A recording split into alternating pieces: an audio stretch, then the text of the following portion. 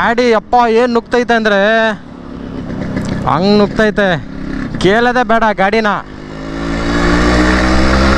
ಪಾಪ ಯಾರು ಊಟ ತಿಂತೀರಾ? ಹಾಂ, ಇಸ್ಕೊಂಬರ್ಲ ಹೋಗಿ. ಏನು ತಿಂತೀರಾ? ಹಾಂ, ಇಸ್ಕೊಂಬರ್ತೀನಿ, ಇಲ್ಲೇ ರೀ, ಒಂದು 5 ನಿಮಿಷ. ಗುರು ಬರುವಾಗ ಪಾಪ ಅವ್ರು ನೋಡಿದ್ರು, ಪಾಪ ಊಟ ಇಸ್ಕೊಟ್ಬಿಡೋಣ ಅವ್ರಿಗೆ, ನಾವು ಕೊಟ್ಬಿಡೋಣ ಏನು ಇಸ್ಕೊಂಡಿದ್ದಾವೆ ಪಾರ್ಸಲ್ನ.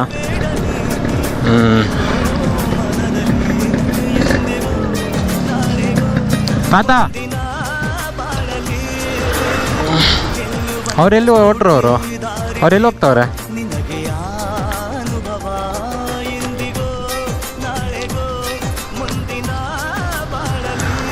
ತಗೊಳ್ಳಿ, ರೈಸ್ 2 ಇದೆ, ರೈಸ್ ಅನ್ನ ಸಾಂಬಾರು 2 ಇದೆ,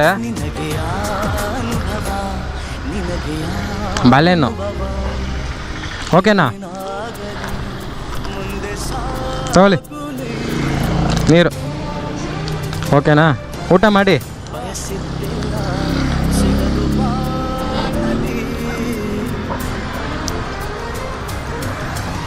ಸರಿ ಸ್ವಾಮಿ, ಓಕೆ, ಬರ್ತೀವಿ.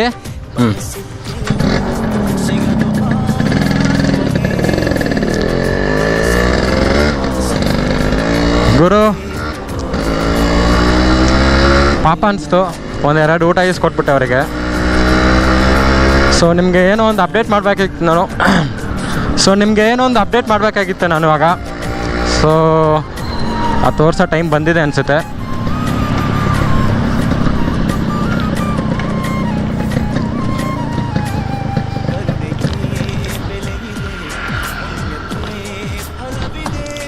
ಸೊ ಗೈಸ್, ಈ ಬಾಕ್ಸು ನನ್ನ ಆಗಿದ್ದಷ್ಟು ನನ್ನ ಕೈಯಿಂದ ಎಷ್ಟಾಗುತ್ತೆ ಅಷ್ಟು ಸೇರಿಸಿ ವಾರ ಈ ಥರ ನೀವು ನೋಡಿದ್ರಲ್ಲ, ಈ ಥರ ಡೊನೇಟ್ ಮಾಡ್ತೀನಂತ ನಾನು ನಾಗೇನೋ ಸೇರಿಸಿದ್ದೀನಿ, ಚಿಲ್ಲರೆ ಪಲ್ರೆ ಎಲ್ಲ ಹಾಕಿ.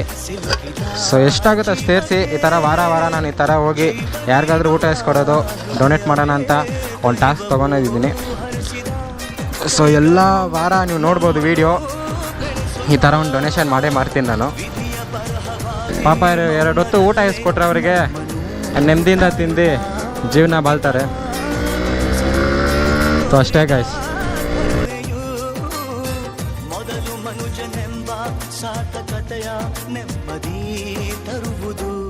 ನೆಮ್ಮದಿ ತರುವುದು ಏನಾಗಲಿ ಮುಂದೆ ಸಾಗುನಿ, ಪ್ರೀತಿಗಾಗೆ ಬದುಕು ಬಾಳಲಿ, ಪ್ರೀತಿಗಾಗೆ ಬದುಕು ಬಾಳಲಿ. ಓ ನನ್ನಾಣೆ ಪ್ರೀತಿಯಂದು ಸುಳ್ಳಲ್ಲ, ಓ ನನ್ನಾಣೆ ಪ್ರೀತಿಯಂದು ಸುಳ್ಳಲ್ಲ.